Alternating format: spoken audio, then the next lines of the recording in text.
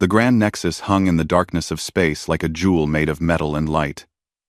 It was the largest station ever built in the known galaxy. Thousands of ships came and went from its docking bays every hour. Inside its massive halls, representatives from 300 different alien species conducted the business of governing half the galaxy. The Galactic Concordat had ruled for 10,000 years, and its council believed nothing could challenge their power. Today, the council chamber was more crowded than usual. Every seat was filled.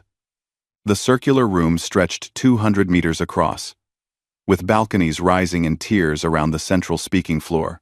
Holographic displays floated everywhere, showing data, star maps, and the faces of representatives who attended remotely. The air hummed with 100 different languages being translated in real time. Council Speaker Verath stood at the center of it all. He was Vetharai, a species that looked like walking crystals that caught and refracted light. His body shimmered with colors that showed his emotions to those who knew how to read them. Right now, those colors showed confidence and superiority. He raised one crystalline hand, and the chamber fell silent. "We gather today to address a problem that has grown too large to ignore," Verath announced. His voice was translated into every language simultaneously.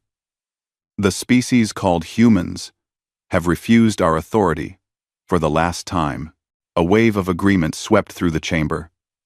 Clicks, chirps, growls, and sounds that human ears could never process filled the air. The representatives were angry. Humanity had insulted them. Admiral Thexkor of the Corvan Empire stood from his seat. The Corvans were a warrior race. They looked like huge reptiles that walked upright, covered in thick scales and natural armor plating. Thexkor was old. His scales darker than most, marked with scars from 100 battles. He had commanded fleets that conquered 20 star systems. Everyone respected his military knowledge. "The humans are children playing with weapons they barely understand," Thexkor said, his voice a deep rumble. "They have existed in space for less than 200 years. My family has served the Empire for longer than their entire civilization. Yet they dare to ignore our territorial boundaries. They dare to refuse tribute. They dare to speak to us as equals."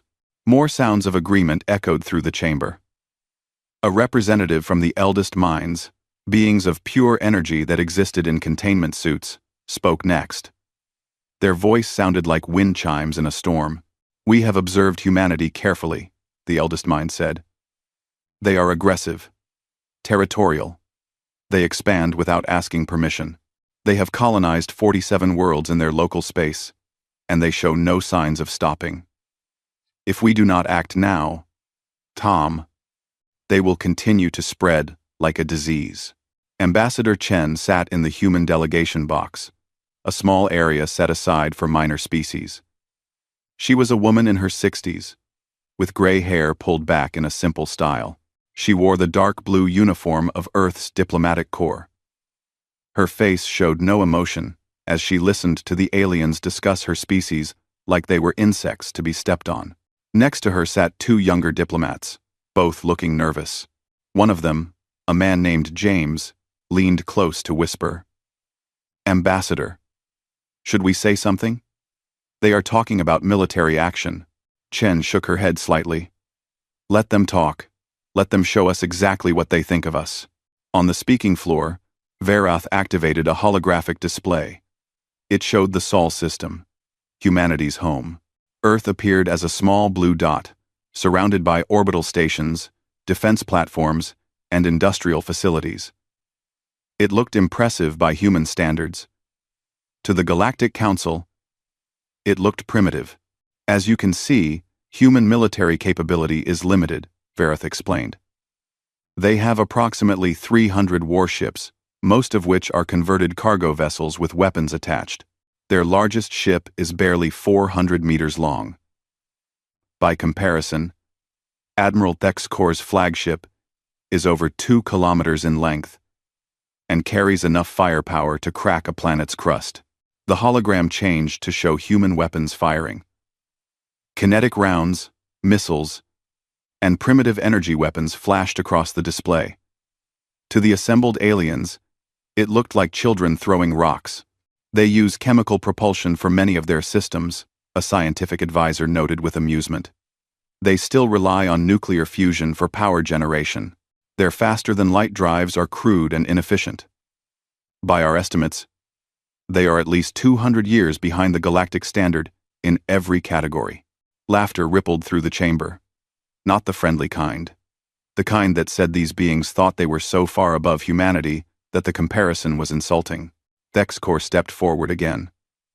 I propose we send a punitive fleet to the Sol system. Not to destroy them completely, that would be wasteful, but to teach them their place. We will destroy their outer colonies. We will cripple their industrial capacity.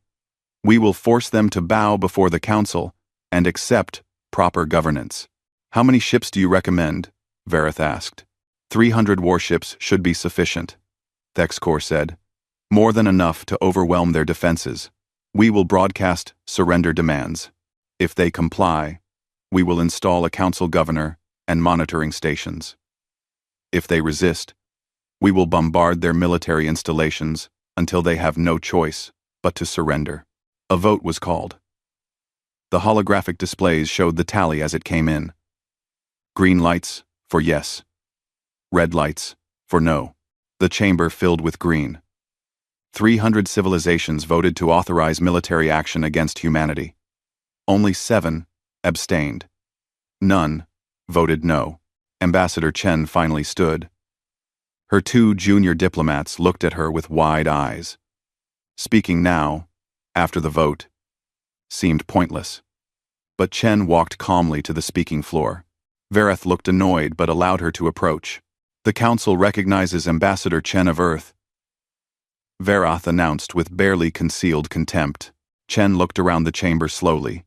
She made eye contact with as many representatives as she could. When she spoke, her voice was calm and clear. For 5 years, I have stood in this chamber and asked for fair treatment. I have requested open trade negotiations. I have sought mutual defense agreements. I have offered to share our culture, our art, our music. Every time, you have dismissed us. You have called us primitive. You have laughed at our achievements. You have treated us like we are nothing. She paused, letting her words settle in the chamber. Today, you voted to attack our homes, to kill our people, to enslave our civilization under your rule. You believe this will be easy. You believe we cannot stop you. Vareth's colors shifted to show impatience. Is there a point to this speech, Ambassador? The vote is complete. The fleet will launch within the day. John St. Chen smiled. It was not a happy smile. It was the smile of someone who knew a secret that others did not. I am giving you one final warning, she said. You have no idea what you are waking up. You have no idea who we really are. You look at our ships and see primitive weapons. You look at our worlds and see weak defenses. You are making the greatest mistake in your civilization's history. The chamber erupted in laughter. Not polite chuckles. Full, mocking laughter. Some representatives actually stood to laugh more loudly. They could not believe the audacity of this human woman, representing a species barely out of its own solar system, threatening the Galactic Council. Thexcor's laugh was the loudest. His deep voice boomed across the chamber. Your threats are amusing, human. When my fleet reaches Earth, I will remember your words. Perhaps I will keep you alive just so you can witness your species learning humility. Chen's smile never wavered. I won't need to witness anything, Admiral. You will be the one learning. And you will remember this moment. You will remember that you were warned. Amen. She turned and walked back to her delegation box. James leaned close again. Ambassador, what do we do now? Now? Chen said quietly, sitting down and folding her hands in her lap. Now we watch. Now we wait. Now we let them discover exactly what happens when you threaten humanity's home. On the speaking floor, Vareth was already organizing the logistics. The 300 ships would gather at staging point Gamma, a neutral system 2 weeks' travel from Sol. From there, they would make the final jump into human space. Thexcor would command the operation personally.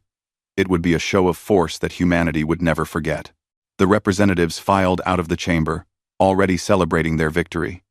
Some discussed what resources they would claim from human space after the conquest.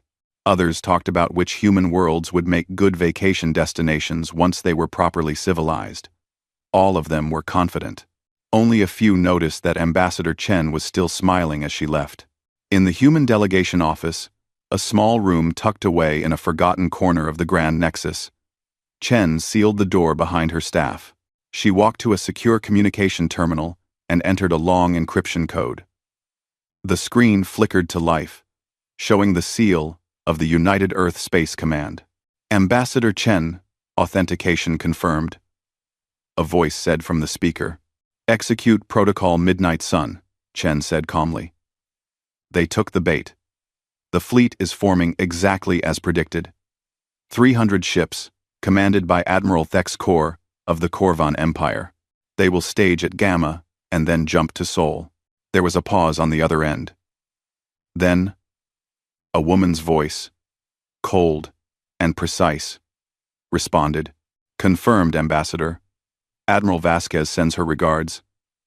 The Ghost Fleet is in position. We will be ready to welcome our guests. Chen allowed herself a real smile now. Tell the Admiral to make it memorable. Let them see what happens when you underestimate humanity. Let them learn that we are not the prey they think we are. Message acknowledged. Earth. Command out. The screen went dark. Chen sat in the quiet office for a long moment. Her junior diplomats stared at her with confused expressions. They had no idea what Protocol Midnight Sun meant. They had never heard of the Ghost Fleet. They did not know the secrets that Earth had been keeping from the galaxy. What happens now, Ambassador? James finally asked. Chen stood and poured herself a drink from a small cabinet. Human whiskey, saved for special occasions. She raised the glass in a toast to the empty air. Now, James, we give them exactly what they asked for. They wanted to see humanity's true nature. They wanted to test our strength. They wanted to teach us our place in the galaxy. She took a sip of the whiskey. Instead, we are going to teach them a lesson they will never forget. We are going to show them what 300 years of human warfare evolution looks like when applied to a galactic scale. Outside the office, the Grand Nexus continued its daily business. Ships came and went.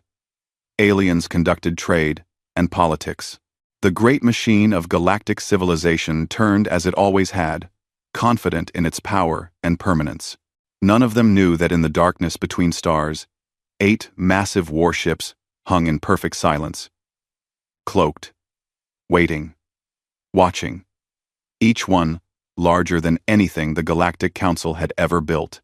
Each one carrying enough firepower to end civilizations. Each one crewed by humans who had trained their entire lives for this moment. The trap was set. The prey was coming. And humanity was about to show the galaxy that they had drastically, fatally, underestimated who the real predators were. Admiral Thexcor stood on the bridge of his flagship, the Time's dominant Fang Asterisk, and watched with satisfaction as the fleet assembled around him. 300 warships hung in the darkness of space at staging point Gamma, each one a masterpiece of Galactic Council engineering. Battle cruisers, destroyers, carriers, and support vessels formed a perfect military formation that stretched for thousands of kilometers. This was power. This was strength. This was what 10,000 years of galactic civilization could produce when it chose to enforce its will. Status report, Thexcor commanded. His tactical officer, a younger Corvan named Zexthar, consulted his displays. All ships report ready for jump, Admiral. Weapons charged. Shields at full strength. The fleet is formed and awaiting your command. Thexcor nodded.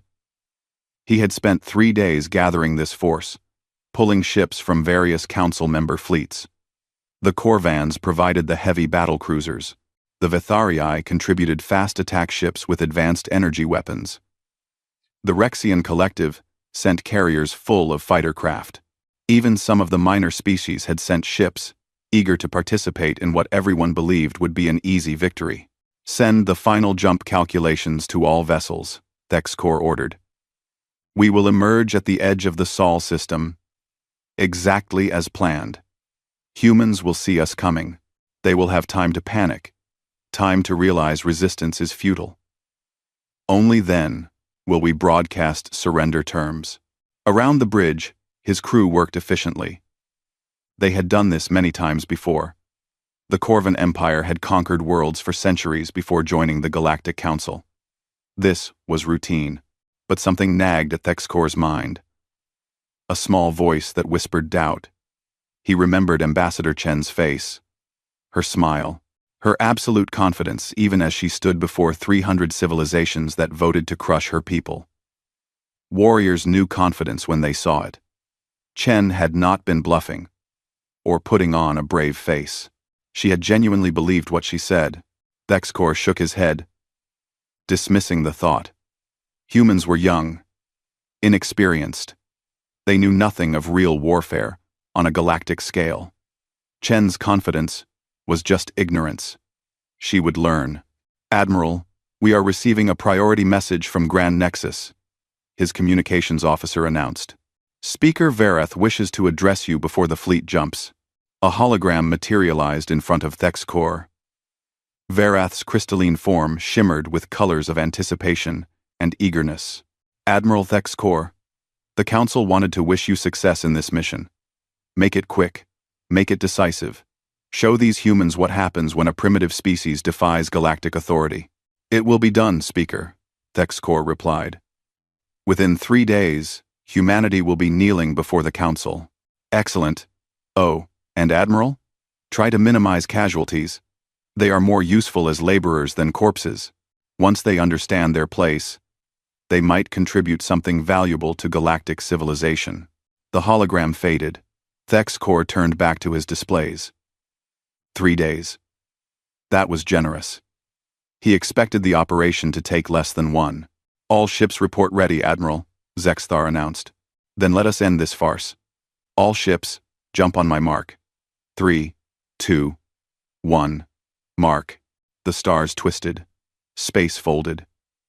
300 warships disappeared from staging point Gamma and reappeared at the edge of the Sol system. 14 billion kilometers from Earth's sun. Immediately, sensors across the fleet began scanning. Thexcor watched the data populate his tactical display. There was Sol, the human's yellow star. There were the planets, small dots on the screen. Jupiter, Saturn, the gas giants, Mars, Earth's red neighbor. And there, the third planet from the sun, was Earth itself. Contacts, the sensor officer called out. Multiple defense platforms detected. Orbital installations around the outer planets. They are old designs, mostly automated. Any sign of their fleet? Thexcor asked. Negative, Admiral. We are detecting power signatures from various stations, but no large ship formations. Scanning deeper into the system now. This puzzled Thexcor. When an enemy fleet appeared at your doorstep, you responded with every available warship. You formed defensive positions. You prepared to fight. The humans were doing none of this. Perhaps they fled deeper into the system, Zexthar suggested, cowering behind their planet. Or perhaps they are surrendering without a fight, another officer offered. They see our numbers, and no resistance is impossible. Thexcor was not convinced. Something felt wrong, but he pushed the feeling aside and gave the next order. All ships, advance into the system. Combat speed. Target and destroy those defense platforms as we pass. Let humanity watch their defenses fall one by one. The fleet moved forward like a metal tide. The human defense platforms opened fire as the Council ships came into range. Missiles streaked through space. Kinetic rounds flashed, but the platforms were old, automated, predictable. The Council fleet's point defense systems swatted the attacks aside like insects. Energy beams lanced out from the Council ships. And one by one, the human platforms exploded in brilliant flashes of light. "Platforms destroyed, Admiral," the weapons officer reported. "No casualties to our fleet. Minimal shield impacts." The fleet continued deeper into the system. They passed Neptune's orbit, then Uranus, then Saturn. Still no sign of the human fleet. "This is too easy," Thexcor muttered. "Sir? Where are their ships? Even if they planned to surrender, they would position their fleet somewhere we could see it. Show some pride. This is wrong. Maybe their fleet is hiding behind one of the planets?" someone suggested. "Our sensors would detect them," the sensor officer said confidently. "We are using active scanning across the entire system. Nothing larger than a civilian transport is showing up." But something bothered the sensor officer too. He ran diagnostic checks on his equipment. Everything was working perfectly. Yet he had a strange feeling. Like something was watching them. Like eyes were on them from the darkness. "Continue scanning," Thexcor ordered. "Double-check everything. Humans may be primitive, but Ambassador Chen was too confident. She knew something." The fleet crossed Jupiter's orbit. They were now in the inner system, approaching Mars. Earth was just beyond. A journey of a few more hours at their current speed. Far above and below the ecliptic plane where planets orbited. In the cold darkness where no ships normally traveled, 8 massive objects hung in perfect silence. They had been there for weeks. Waiting, watching, recording every movement the Council fleet made. These were not civilian ships. They were not converted cargo haulers with weapons bolted on. These were purpose-built instruments of war, designed by a species that had spent 300 years perfecting the art of killing. The UESC Times Reckoning Times was the largest of them. She measured 2.8 kilometers from bow to stern. Her hull was not made of simple metals, but of composite materials that absorbed and deflected energy. Her skin was studded with hundreds of weapon ports, each one capable of firing rounds that could crack a moon. Her reactors produced enough power to supply a small city, and every watt of that power could be directed into weapons or shields, or engines that could accelerate the massive ship like a fighter craft. On the Reckoning's Times bridge, Admiral Elena Vasquez watched the tactical display with cold, calculating eyes. She was 52 years old, with short, dark hair going gray at the temples. Her uniform was spotless. Her posture was perfect. She had commanded ships for 30 years. And before that, she had been a fighter pilot. She knew space combat the way a musician knew their instrument. "The Council fleet has destroyed the automated platforms," her tactical officer reported. Lieutenant Commander Park was young but brilliant. He had graduated top of his class from the Mars Naval Academy. "They are proceeding toward Mars orbit exactly as predicted." "Of course they are," Vasquez said quietly. "They think this is already won. They see easy targets and assume that is all we have." Around her, the Reckoning's Times bridge crew worked in focused silence. These were professionals. Every one of them had trained for years for this moment. They knew the Council fleet outweighed them 300 to 8. They did not care. They had confidence in their ship, their training, and their commander. "Status of Ghost Fleet?" Vasquez asked. "All ships report ready, Admiral," Commander Sarah Chen replied. She was the Admiral's executive officer, no relation to Ambassador Chen but just as competent. "Cloak fields holding at 100%. The Council fleet still shows no sign of detecting us. Every team. Good. How long until they reach the engagement zone?" 2 hours, 17 minutes at current speed, Admiral." Vasquez nodded. She had planned this operation down to the second. The engagement zone was a specific area of space around Mars, where the Ghost Fleet could decloak in perfect encirclement of the enemy, where every advantage would belong to humanity. She activated a communication channel that connected her to the other 7 dreadnought captains. Their faces appeared on her display. Captain Rodriguez, of the Times. Vengeance. Asterisk. Captain Okonkwo, of the Times. Defiant asterisk. Captain Tanaka, of the Times. Relentless asterisk. Captain O'Brien, of the Times. Indomitable asterisk. Captain Zhao, of the Times, Sovereign asterisk. Captain Al-Rahman of the Times, Unconquered asterisk. Captain De Leon of the Times, Retribution asterisk. 7 ships, 7 captains. Each one a veteran of dozens of operations. Each one ready to show the galaxy what human warfare really looked like. This is Admiral Vasquez. Final status check. One by one, the captains reported. All systems green. All weapons ready. All crews at battle stations. Good. Vasquez said. You all know the plan. When I give the decloak order, you will have 0.3 seconds to acquire targets and fire. The Council fleet will be in disarray. They will panic. Use that panic. Hit them hard. Hit them fast. Show them no mercy until they surrender. And if they don't surrender, Admiral? Captain Rodriguez asked. Vasquez's expression hardened. Then we show them what happens when you threaten Earth. We send them a message written in fire and destruction that the galaxy will never forget. We make absolutely certain that no one ever makes the mistake of underestimating humanity again. The captains nodded. The communication ended. Vasquez turned back to her main display, watching the Council fleet advance like lambs to slaughter. Admiral, Lieutenant Park said hesitantly. Permission to speak freely? Granted. They outnumber us almost 40 to 1. Even with our technology advantage, those are terrible odds. Vasquez looked at the young officer. She understood his concern. On paper, this was suicide. 8 ships against 300.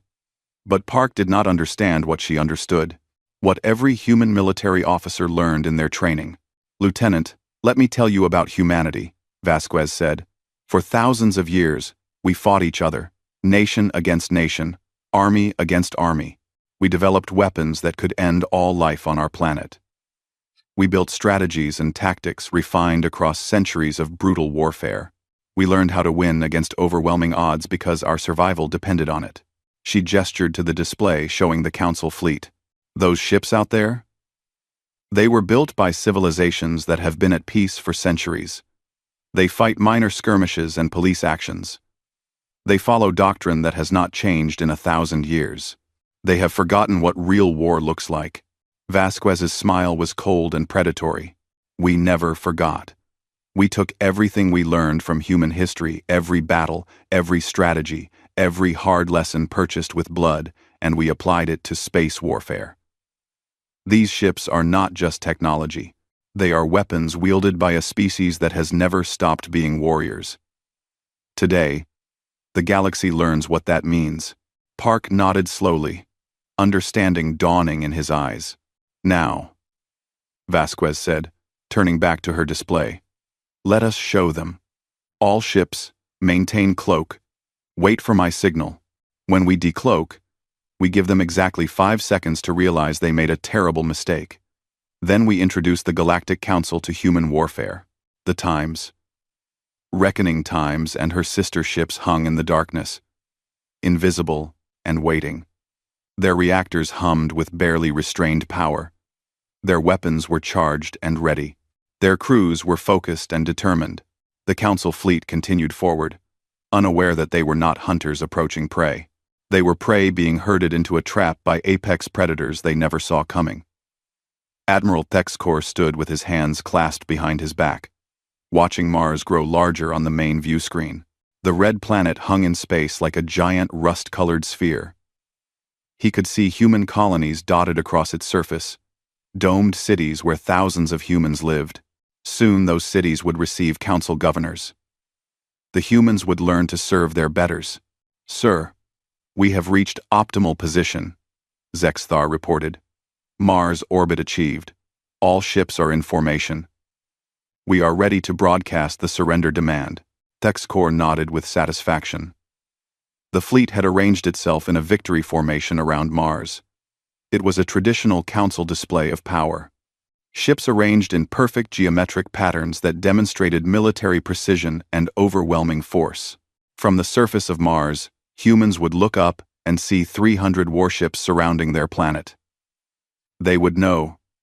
Resistance was futile. Open a channel to Earth, Thexcor commanded. All frequencies. I want every human with a radio to hear this. The communications officer worked his console. Channel open, Admiral. Broadcasting on all frequencies. Thexcor drew himself up to his full height. This was a moment he would remember forever. The day humanity learned humility. People of Earth, this is Admiral Thexcor of the Corvan Empire, commanding the Galactic Council fleet. Your civilization has defied Council authority for the last time. Your refusal to accept galactic law ends today. You are surrounded. You are outmatched. You are defeated. He paused, letting his words sink in across 13 planets and hundreds of orbital stations. I am authorized to offer terms of surrender. Power down your military installations. Recall your ships to Earth orbit and disarm them. Prepare to receive council governors who will guide your species toward proper civilization. If you comply immediately, casualties will be minimal. If you resist, every alarm on the Time's dominant Fang Times screamed at once. Thexcor's head snapped to his sensor display. His tactical officer was staring at his screen with wide eyes, full of shock and disbelief. Contacts, the sensor officer shouted. Multiple massive contacts. They are appearing all around us. What? Where? Thexcor demanded. Everywhere, sir. Above us, below us, on all sides. They just appeared from nowhere. 8 massive signatures. On the view screen, space itself seemed to shimmer and tear. Reality twisted. And then, they were there. 8 ships. Each one enormous. Each one bristling with weapons. Each one painted in the dark gray and blue colors of the United Earth Space Command. They had materialized in a perfect sphere around the Council fleet, encircling the 300 ships like a cage. The largest ship hung directly above the Time's dominant Fang asterisk, close enough that Thexcor could see details on its hull. He stared up at it with dawning horror. It dwarfed his flagship. The Time's dominant Fang Times was 2 kilometers long, and he had always thought it was massive. This human ship was nearly 3 kilometers from bow to stern and twice as wide. Its hull was covered in angular plates that absorbed light rather than reflecting it. Weapon ports dotted its surface like the eyes of a spider. Along its side, in letters 5 meters tall, was painted its name. Shields up. All weapons. Target those ships, Thexcor roared. But even as his crew scrambled to respond, a voice cut across every communication channel in the Council fleet. A human voice. Female. Cold as the void of space. Council fleet. This is Admiral Elena Vasquez of the United Earth Space Command. You came to our home. You threatened our people.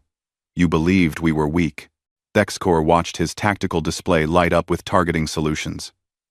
His ships were trying to lock weapons onto the human dreadnoughts. But the human ships were moving. Despite their enormous size, they maneuvered like fighters. They shifted position with impossible agility, placing themselves in overlapping fields of fire that covered every angle of approach. You made assumptions based on what you could see, Vasquez continued. You looked at our civilian fleet and thought that was all we had. You underestimated us. That was your first mistake. Coming here was your second. Open fire, Thexcor commanded. All ships, fire at will. 300 warships opened fire simultaneously. Energy beams lanced through space. Missiles streaked from launch tubes. Plasma bolts flashed across the darkness. The amount of firepower directed at the 8 human ships would have been enough to glass a planet. The human shields lit up like small suns as the barrage struck them. Colors rippled across invisible barriers as energy was absorbed and dispersed. For a moment, Thexkor felt hope. No shields could withstand that much firepower. Then the light faded. The human shields held. All 8 ships were undamaged. "Impossible," Zexthar whispered. "Your weapons are impressive," Vasquez's voice said. There was almost amusement in her tone. "By your standards. Allow me to show you what human weapons look like." The Times Reckoning Times fired. Railguns mounted along its spine unleashed a barrage of solid projectiles, accelerated to a significant fraction of light speed. These were not the slow kinetic rounds the Council had seen from human defense platforms. These were penetrator rounds made of tungsten and depleted uranium, each one massing several tons, moving so fast they turned space hot around them. They struck a Vitharii attack cruiser that had positioned itself in front of the Times Reckoning asterisk. The cruiser's shields flared and collapsed in milliseconds. The rounds punched through the hull like it was paper. They went in one side and out the other, leaving glowing holes 5 meters wide. Secondary explosions rippled along the cruiser's length. Its power core went critical. The ship exploded in a flash of light that briefly rivaled Mars itself.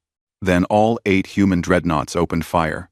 The Ghost Fleet had been designed for one purpose: to win battles against numerically superior forces through overwhelming firepower and technological superiority. Every lesson humanity had learned from centuries of warfare had been poured into these ships. The Times Vengeance Times fired its plasma lance weapons. Streams of superheated matter, contained in magnetic bottles and accelerated to incredible velocities, reached out and touched 3 Council destroyers. Their shields lasted less than a second. The plasma burned through hulls, vaporizing armor, melting bulkheads, cooking everything inside. The Times, Defiant Times, launched quantum torpedoes. These were weapons that used principles of quantum mechanics that the Council did not fully understand. When they struck, they did not just explode. They caused localized disruptions in the strong nuclear force that held matter together. A Rexian carrier took a direct hit. Half the ship simply ceased to exist at the atomic level, converting to energy in a blast that consumed the other half. The Times, Relentless Times, brought its heavy ion cannons to bear. Streams of charged particles, invisible to the naked eye, reached across space at near light speed. They did not care about shields or armor. They penetrated everything and induced catastrophic electrical failures in ship systems. 4 Council vessels went dark as every electrical system aboard them fried simultaneously. The battle that the Galactic Council expected to be a simple police action had turned into a slaughter. "Evasive maneuvers," Thexkor shouted. "Scatter the fleet! Don't cluster together!" But scattering was exactly what the humans wanted. The Ghost Fleet had positioned themselves to create overlapping kill zones. No matter where the Council ships fled, they entered the firing arc of at least 2 human dreadnoughts. The Times Unconquered Times demonstrated why it had earned that name. It took fire from 20 Council ships simultaneously. Its shields flickered, but held. Then, it returned fire with weapons called mass drivers. These launched projectiles not much larger than a human fist, but they launched them by the thousands, creating clouds of hypersonic shrapnel that shredded anything in their path. 6 ships that had been firing on the Times Unconquered Times were torn apart in seconds. Thexkor watched his tactical display with horror. In less than 5 minutes, he had lost over 40 ships. 40 ships. And the humans had not lost a single vessel. Their shields were holding against everything the Council threw at them. "Sir, we need to retreat," Zexthar said urgently. "We cannot win this battle. We outnumber them," Thexkor roared. 300 ships against 8. "We have to." The Times Dominant Fang Times shook violently. Alarms blared. The main lights went out, replaced by emergency red lighting. "We have been hit," someone shouted. "Multiple impacts, shields at 40%. Thexkor looked up at the view screen. The Times, Reckoning Times, loomed there, its weapon ports glowing with deadly light. As he watched, Another barrage of railgun rounds streaked out. His ship rocked again. He grabbed onto his command chair to avoid being thrown to the deck. Shields at 15%. Hull breaches on decks 7 through 12. We have casualties. This was impossible. This could not be happening. The Corvan Empire had conquered worlds. He had commanded victorious fleets for decades. How were these humans, these children barely out of their home system, destroying his forces? Another Council battlecruiser exploded. Then, two more. The human ships moved through the battle space like predators among prey. They chose targets methodically. They did not waste shots. Every time they fired, Council ships died. All ships, form up on my position. Thexcor commanded. Concentrate fire on the nearest human vessel. If we focus our firepower, Admiral, the times sovereign path times is gone, and the times eternal might asterisk. And the times glorious dawn asterisk. 3 more capital ships. Gone. Just like that. The times reckoning times moved closer to the times dominant fang asterisk. Vasquez's voice came over the comm again. Admiral Thexcor, I am going to give you a choice. Surrender now. And I will allow your surviving ships to leave. Continue fighting. And I will destroy every single vessel in your fleet. You have 10 seconds to decide. Thexcor's claws dug into his command chair. Surrender? To humans? The shame would be unbearable. He would rather die. But he looked at his tactical display. 74 ships destroyed. 74 ships in less than 15 minutes. His fleet was not fighting a battle. It was being systematically exterminated. He thought of his crew. Thousands of Corvans aboard this ship alone. Tens of thousands across the fleet. They were warriors, yes. But this was not a fair fight. This was execution. Admiral, we have incoming, the sensor officer screamed. The times, reckoning times, is firing again. The main railgun rounds struck the times, dominant fang times, directly in the engine section. The shields, already weakened, collapsed entirely. The rounds punched through the hull and into the main reactor containment. Alarms wailed as the reactor began an emergency shutdown to prevent a core breach. We have lost primary power. Engines offline. Weapons offline. We are dead in space. Thexcor felt his pride crumble. He was beaten. Completely. Utterly beaten. By a species he had thought was primitive. Signal the fleet, he said quietly. Cease fire. We surrender. Zexthar stared at him. Sir? Do it, Thexcor roared. Signal our surrender before she kills everyone. The message went out across all council frequencies. The word that no Corvan admiral had spoken in 300 years. Surrender. One by one, the remaining council ships powered down their weapons. They sat in space, surrounded by debris and bodies and the shattered remains of over 100 warships. The human dreadnoughts held their fire but maintained targeting locks on every surviving vessel. Vasquez's voice came across the comm one more time. Cease fire. All human ships, maintain targeting solutions but hold fire. The shooting stopped. The sudden silence was deafening. Atmosphere vented from breached hulls. Emergency beacons wailed from escape pods. Council fleet, you will remain in position, Vasquez ordered. You will not move. You will not power up weapons. You will not attempt to flee. Any ship that tries to leave will be destroyed. Is that understood? Any ship. Understood, Thexcor said, his voice hollow. He looked at his bridge crew. They were staring at their displays in shock. They had left staging point Gamma confident and victorious. They would return home defeated and humiliated. If they returned home at all, on the bridge of the times, reckoning asterisk. Admiral Vasquez allowed herself a small smile of satisfaction. The battle had gone exactly as planned. The Council fleet had reacted predictably. The humans had demonstrated overwhelming superiority. Damage report, she ordered. Asterisk Vengeance Times reports minor shield damage, already regenerating. All other ships report no significant damage. We are at 95% combat effectiveness across the fleet, Admiral. Vasquez nodded. 8 ships had faced 300.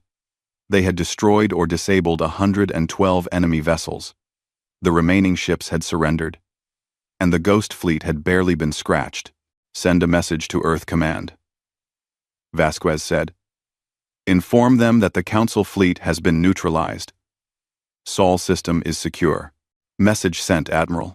Vasquez looked at the view screen. At the broken Council fleet drifting in space. This was just the beginning. Now came the hard part. Now humanity had to show the galaxy that this was not luck or surprise. This was what happened when you threatened human worlds. Prepare to receive prisoners, she ordered. And someone bring me Admiral Thexkor. I think it is time he learned exactly what the humans he tried to conquer are really capable of. The shuttle carrying Admiral Thexkor approached the UESC Times, reckoning times with 2 human fighter escorts flanking it on both sides. Through the viewport, Thexkor could see the massive dreadnought growing larger. Up close, it was even more intimidating than it had been during the battle. Every surface was functional and purposeful. No decorative elements. No wasted space. This was a machine, built for war, by a species that understood war. The shuttle entered a hangar bay that could have fit the Time's dominant Fang Times inside it with room to spare. As they landed, Thexkor saw rows of human fighters, dropships, and small attack craft. There were hundreds of them. An entire air force contained within this one ship. Admiral, we have landed, the pilot said quietly. Thexkor stood on shaking legs. He was not afraid of death. Korvans were warriors. But he was afraid of shame. He had led 300 ships against 8. And been destroyed. The story would be told for generations. His name would be synonymous with failure. The shuttle door opened. A squad of human marines stood outside in full combat armor. The armor made them look bigger than they were. But Thexkor could see through the helmet visors. Young faces. Determined eyes. These were not the primitive warriors the Council had expected. Admiral Thexkor, the squad leader said. Please come with us. Admiral Vasquez is waiting. They walked through corridors that seemed to stretch forever. Thexkor noticed everything. The walls were lined with conduits and access panels. But everything was organized and efficient. Crew members passed them without a second glance. Some were humans. Others were different species that Thexkor recognized. He saw a Zenthari engineer, a species that usually worked for the Council. He saw a Hickson technician. They wore human uniforms and worked alongside human crew as equals. You allow aliens on your warships? Thexkor asked. The Marine leader glanced back. Anyone who wants to serve humanity is welcome. We judge people by their actions, not their species. Some of our best officers are not human. This surprised Thexkor. The Council kept species separated in their fleets. Each race commanded their own ships. The idea of mixed crews was unusual, but as he watched the crew work, he saw efficiency that matched or exceeded anything in the Council fleet. They reached a large door marked Admiral's Conference Room. The door slid open, and Thexkor was led inside. The room was dominated by a large table with chairs around it. Holographic displays floated in the air, showing tactical readouts, ship positions, and casualty reports. At the head of the table sat Admiral Elena Vasquez. She was smaller than Thexkor expected. Humans were not large creatures compared to Korvans, but the way she looked at him made him feel like he was facing something far more dangerous than physical size could measure. Admiral Thexkor, Vasquez said, gesturing to a chair. Please sit. Thexkor sat awkwardly. The human chair was not designed for his body shape. Vasquez watched him with eyes that missed nothing. Do you know why I asked you here? Vasquez asked. To gloat over your victory? Thexkor said bitterly. No. Vasquez said calmly. to show you something, to make you understand something. Then, you are going to take that understanding back to the Galactic Council." She activated a holographic display. It showed the battle they had just fought, but from a different perspective. Sensor recordings from the human ships. Thexkor watched himself issue orders. He watched his fleet move into position around Mars. He watched them fall into the trap so perfectly that it seemed choreographed. "We knew you were coming," Vasquez said. "We knew when you would arrive, how many ships you would bring, and where you would position yourself. We have been monitoring Council communications for years. Your encryption is adequate against other Council species. It is pathetic against human intelligence services." Thexkor felt his scales prickle with embarrassment. They had been watched. The whole operation had been transparent to the humans. Vasquez changed the display. Now it showed construction yards. Massive facilities in space where ships were being built. Thousands of workers and construction drones assembled hull plates and installed weapons. Thexkor saw dozens of dreadnoughts in various stages of completion. "What you fought today was not our military," Vasquez said. "It was our defense fleet. 8 ships assigned to protect the Sol system. We have 40 more dreadnoughts deployed across human space. We have 100 more under construction. And we have shipyards that can produce them faster than you can destroy them." She changed the display again.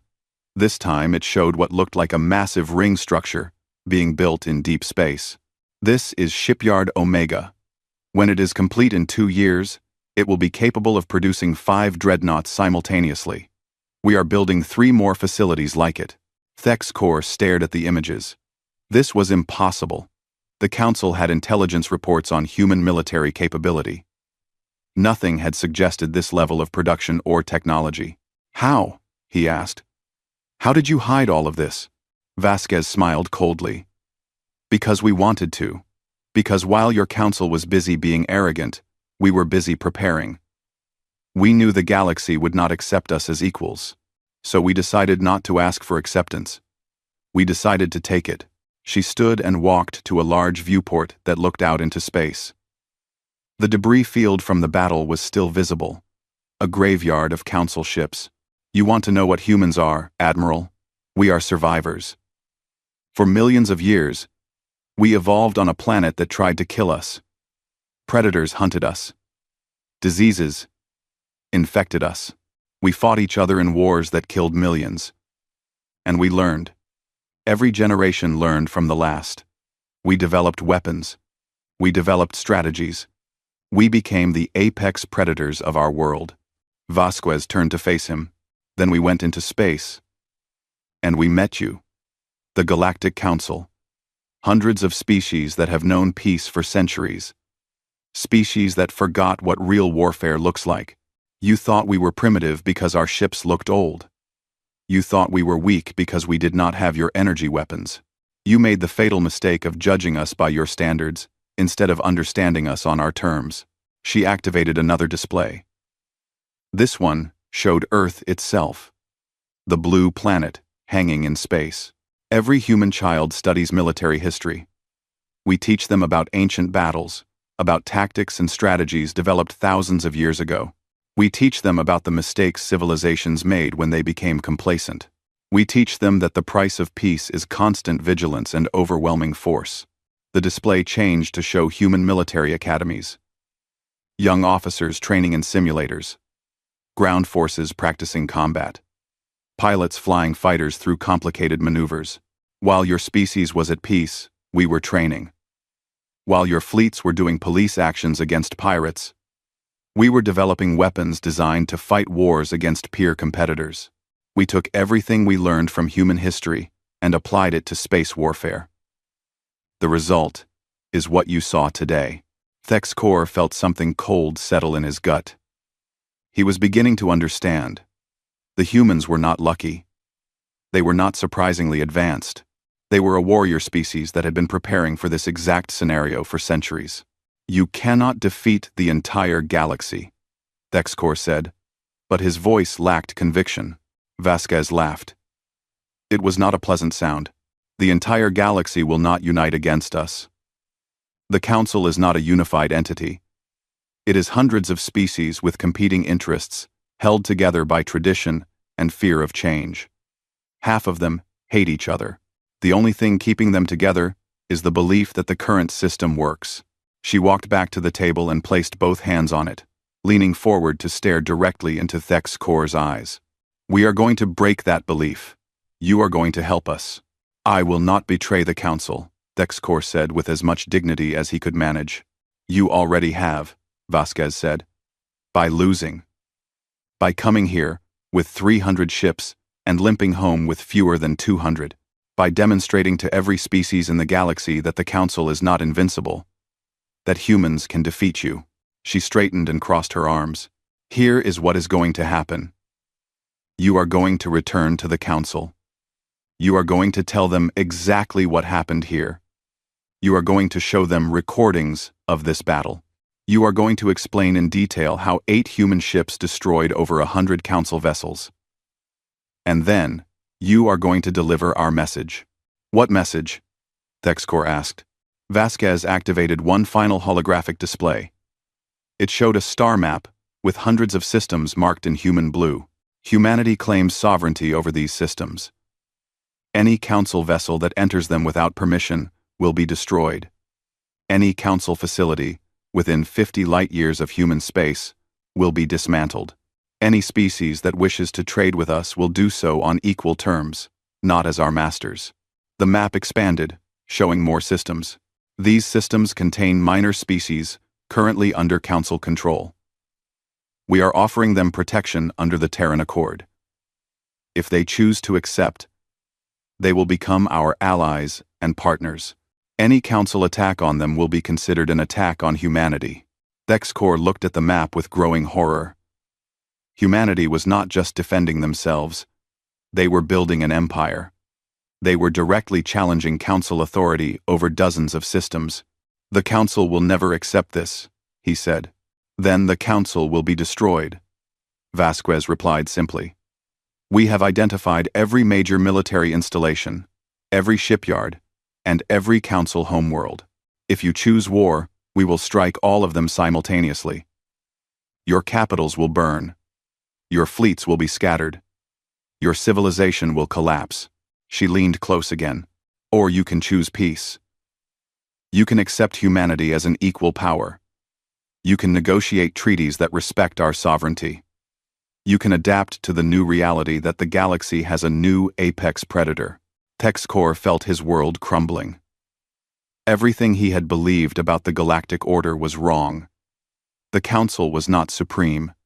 Humanity was not weak. The future was not what he had imagined. Why are you telling me all this? He asked quietly. Why show me your strength?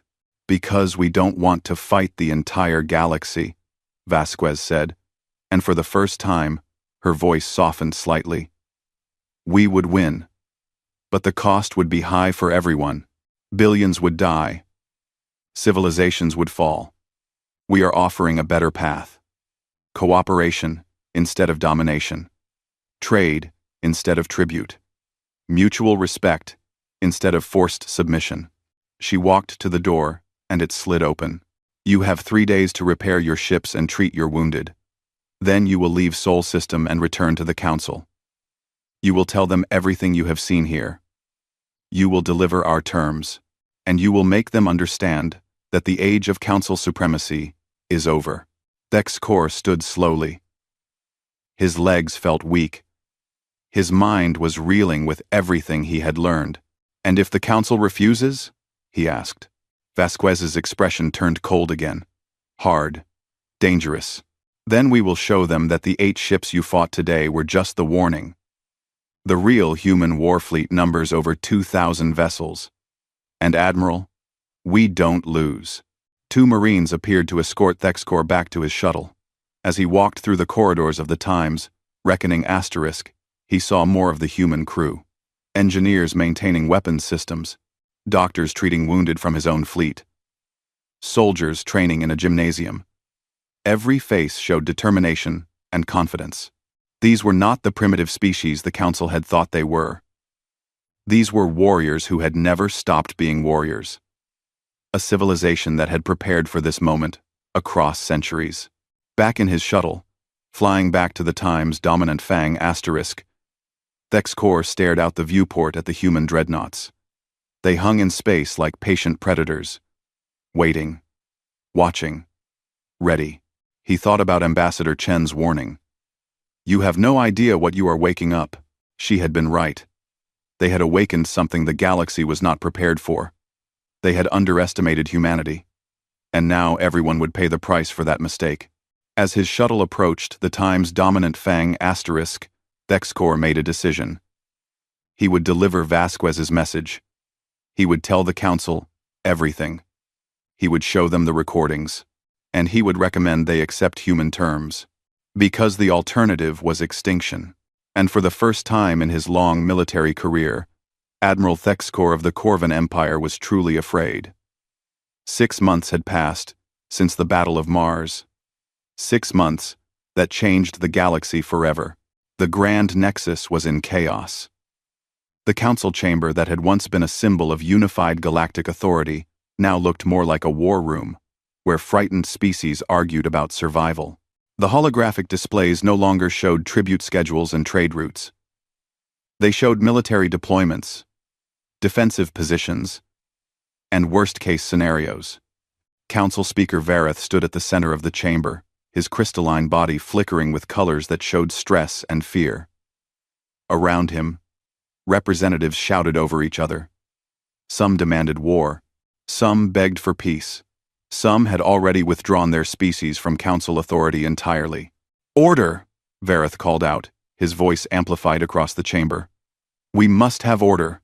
The shouting slowly died down. Vareth looked around at faces from 300 species. Fear showed on all of them, in different ways. The Vethari's colors were muted and dark. The Corvans stood with tense postures. Even the ancient eldest minds seemed disturbed, their energy patterns fluctuating irregularly. We have all seen the recordings, Vareth said.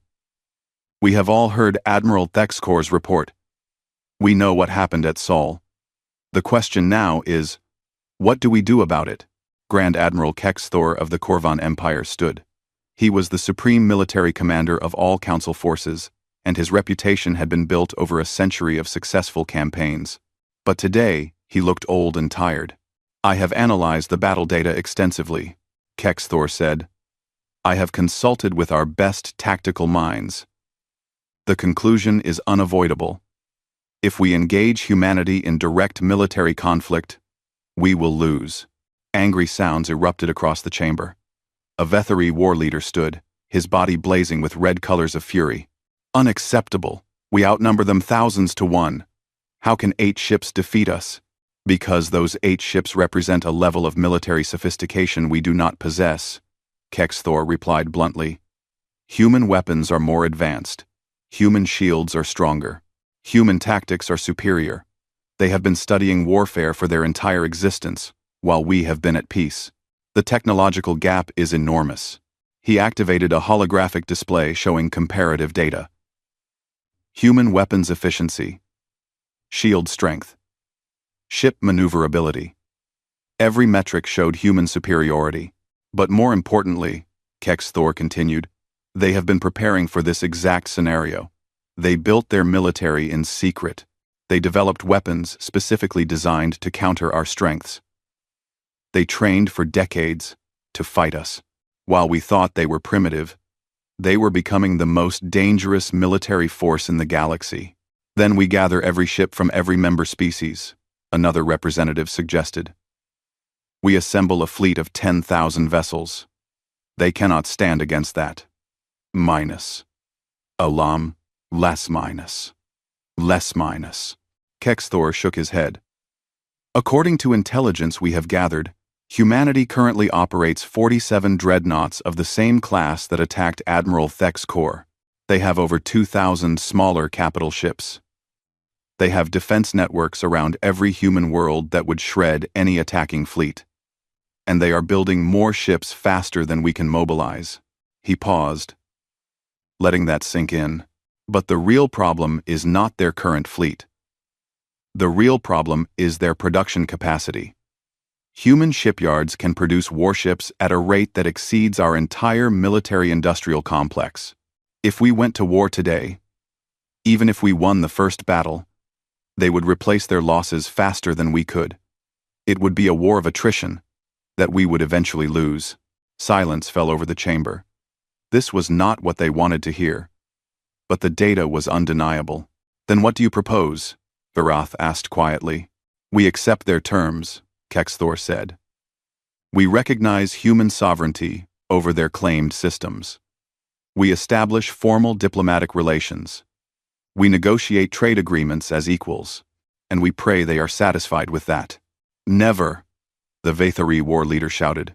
We do not negotiate with primitives. They are not primitives, a new voice said. Ambassador Chen walked onto the speaking floor. She had been given full diplomatic status after the battle, no longer relegated to the minor species box. They are the most advanced military civilization in the galaxy, and you made them that way. She looked around the chamber.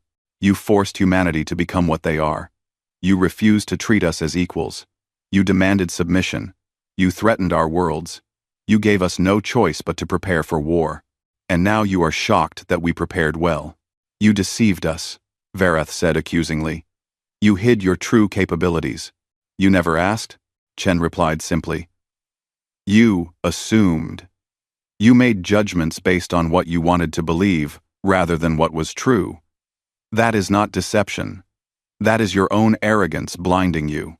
She activated her own holographic display. It showed a map of the galaxy with human space highlighted in blue. Surrounding it were dozens of systems marked in green. These are the minor species that have requested protection under the Terran Accord, Chen explained. Species that were tired of paying tribute to the Council. Species that wanted to develop their own civilizations without interference. In the 6 months since Mars, 43 species have joined the Accord. More request membership every week. The numbers were staggering. Nearly a sixth of all known spacefaring species had abandoned the Council for humanity's protection. You are stealing our subjects, a Council representative accused. We are offering them a choice, Chen corrected. Something the Council never did. Join us voluntarily as equals, or remain independent. We do not force anyone to submit. That is the difference between the Terran Accord and the Galactic Council. She changed the display to show human diplomatic outreach.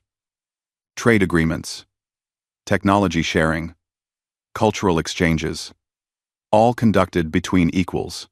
Humanity does not want to rule the galaxy, Chen said. We want to be part of it. As peers, as partners, we offer protection to those who need it. We offer trade to those who want it. We offer friendship to those who seek it. What we will not accept is domination. Varath's colors shifted through complex patterns. Chen could not read all of them, but she recognized conflict and indecision. The Council cannot simply abandon its authority, Varath said. 10,000 years of tradition cannot be cast aside. Then adapt your traditions, Chen replied. The galaxy has changed. Humanity has changed it. You can either change with it or be left behind. The debate continued for hours. Representatives argued. Some called for war despite the evidence that it would fail. Some called for isolation, withdrawing from contact with humanity entirely. Some, slowly, began to accept that the old order was dead, while the Council argued. Events in the galaxy moved forward without them. The Corvan Empire, humiliated by their defeat, attempted a revenge attack on a human colony world called Nova Terra. They sent 25 warships, including 3 of their most modern battlecruisers. It was meant to be a surgical strike. Hit the colony, destroy infrastructure, and retreat before human forces could respond. They did not know that the UESC times Defiant Times was conducting patrol operations in a nearby system. Captain Okonkwo received the distress call from Nova Terra and immediately altered course. Her dreadnought crossed 3 light-years in less than an hour and arrived in the Nova Terra system just as the Corvan fleet began its bombardment. What followed was not a battle. It was a demonstration. The Times, Defiant Times, engaged all 25 Corvin ships simultaneously. Her weapons systems tracked and targeted every enemy vessel with precision that seemed impossible. She maneuvered through their formations like a dancer, always staying in positions where the Corvin ships blocked each other's firing solutions while she had clear shots at all of them. The engagement lasted 11 minutes. When it ended, all 25 Corvin ships were destroyed or disabled. The Times, Defiant Times, had sustained minor shield damage that regenerated within minutes. Nova Terra's population watched from the surface as a single human ship saved them from an entire fleet. The recording spread across the galaxy faster than light. Every species saw it. Every military analyst studied it. The message was clear. Even alone, human dreadnoughts were nearly invincible against conventional Council forces.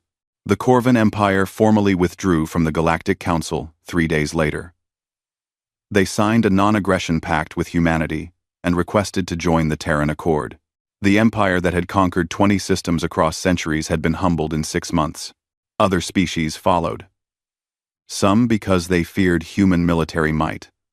Others because they were attracted to the Accord's promise of equality and voluntary association. The Council was hemorrhaging members. 2 months after Nova Terra, Ambassador Chen stood once again in the Council chamber. But this time, the atmosphere was different. The anger was gone. The arrogance was gone. What remained was resignation and pragmatic acceptance. The Galactic Council has deliberated, Vareth announced. His colors were muted and subdued. We have reached a decision regarding humanity's status. Chen stood calmly, showing no emotion. But inside, her heart raced. This was the moment that determined humanity's future in the galaxy. The Council formally recognizes the United Earth Space Command as a sovereign military power, Vareth continued. We recognize human territorial claims over the systems outlined in their proposal. We agree to establish formal diplomatic relations and negotiate trade agreements on equal terms. He paused, and his colors shifted to something that might have been shame. Furthermore, the Council acknowledges that our previous attempts to subjugate humanity were in error. We apologize for the loss of life and extend our respect to those who fell defending their homes. The chamber was silent. An apology from the Galactic Council was unprecedented. In 10,000 years, they had never acknowledged a mistake. Finally, Vareth said, the Council invites humanity to take a seat among us as a permanent member with full voting rights. No tribute will be required. No submission will be demanded. You will join us as equals. Chen allowed herself a small smile. This was more than humanity had dared to hope for 6 months ago. On behalf of Earth and all humanity, I accept the Council's invitation. We look forward to a future of cooperation and mutual respect. She walked to the speaking floor and took her place at the Council table. Not in a minor species box. Not as a petitioner. As an equal. 1 month later, Council Speaker Varath traveled to Earth to personally sign the Treaty of Geneva. It was a symbolic gesture, the most powerful representative of galactic civilization coming to humanity's homeworld to formalize their new relationship. The ceremony took place in the same room where humans had signed treaties ending their own wars centuries ago. Varath found that appropriate. Humanity had brought their talent for warfare to the stars, but they also understood peace. Admiral Elena Vasquez stood beside Ambassador Chen during the ceremony. She wore her full dress uniform, medals covering her chest. Varath noticed that Vasquez never smiled. She watched everything with calculating eyes, even during this moment of celebration. You do not trust us, Varath observed quietly as the diplomatic staff prepared documents for signing. Trust is earned, Vasquez replied. Right now, we have mutual respect born from fear. You fear our weapons. We respect your civilization's age and knowledge. That is a foundation. Trust will take time. And if we betray that respect? Varath asked. Vasquez's expression hardened. Then you will discover that the ghost fleet you fought was our defensive force. Our offensive fleets are much, much larger. Vareth's colors rippled with something that might have been dark amusement. You, humans, are fascinating. You speak of peace, while reminding us you can destroy us. Is this how all human diplomacy works? Yes, Chen interjected. We learned a long time ago that peace only works when backed by strength. We want to be your friends, Speaker Vareth, but we will never again be anyone's subjects. The treaty was signed. Humanity officially became the newest permanent member of the Galactic Council. But everyone knew the truth. The Council was no longer the supreme authority it once was. Humanity had shattered that illusion. In the months that followed, the Terran Accord grew stronger. Dozens of species joined. New trade routes opened. Technology was shared. Culture was exchanged. The galaxy that had been static for millennia began to change and grow. But humanity never stopped building ships. 3 years after the Battle of Mars, the UESC fleet numbered over 3,000 dreadnoughts and 15,000 smaller vessels. Shipyard Omega was complete and producing 5 capital ships every month. 3 more facilities like it were under construction. Admiral Vasquez stood on the bridge of the Times Reckoning asterisk, watching new ships roll out of construction docks. Her hair was fully gray now. 3 years of constant vigilance had aged her, but her eyes were still sharp, and her mind was still tactical. Admiral, we are receiving diplomatic reports from the frontier, Commander Chen reported. She had been promoted and now served as the Times Reckoning's Times executive officer permanently. The hegemony of far stars is making aggressive moves toward Accord member systems. The hegemony? Vasquez considered this. They were a powerful faction that existed beyond Council space. They had watched humanity's rise with suspicion. Are they threatening military action? Not yet. But their rhetoric is becoming hostile. They see the Accord as a threat to their sphere of influence. Vasquez nodded slowly. This was inevitable. Humanity had disrupted the galactic order. Not everyone would accept that peacefully. Prepare deployment orders for the Second Fleet, Vasquez commanded. 20 dreadnoughts, plus support vessels. Send them to the frontier. Make sure the hegemony can see them. 1. A show of force, Admiral? A reminder, Vasquez corrected. A reminder that the galaxy has changed. That humanity protects its allies. And that anyone who threatens us will face the same fate as the Council fleet at Mars. She turned to look out the viewport at the growing human armada. We are not conquerors, Vasquez said quietly. We are not seeking an empire. But we are also not weak. We are not prey. We are apex predators who have learned to coexist peacefully with others. As long as others respect that, there will be peace. And if they don't? Chen asked. Vasquez's smile was cold and dangerous. The smile of a predator that knew it was the most dangerous thing in the galaxy. Then we remind them why you should never, ever underestimate humanity. Far below, on Earth's surface, children looked up at the stars and dreamed of exploring them. They did not know about the battles their parents and grandparents had fought. They did not know about the terror the galaxy once felt at humanity's rise. They only knew that humanity was strong, that humanity was respected, that they could travel the stars without fear because human ships guarded every frontier. The age of Council supremacy was over. The age of human ascendancy had begun, and the galaxy would never be the same. In the Council chambers on the Grand Nexus, species that once demanded tribute now negotiated as equals. The Galactic Council still existed, but its nature had fundamentally changed. It was no longer a tool of domination. It had become a forum for cooperation, and in the center of it all, Ambassador Chen sat at the council table, a human among aliens, representing a species that had gone from being dismissed as primitives to being feared as the most powerful military force in known space. She often thought about that day 6 months before the battle, when she warned the council they had no idea what they were waking up. She had been right. They woke up a sleeping giant. A species that had been preparing for this moment across its entire history. Humanity had shown the galaxy what it truly meant to be the apex predator, and the galaxy had learned to respect that. Because in the end, strength was the only universal language, and humanity spoke it fluently.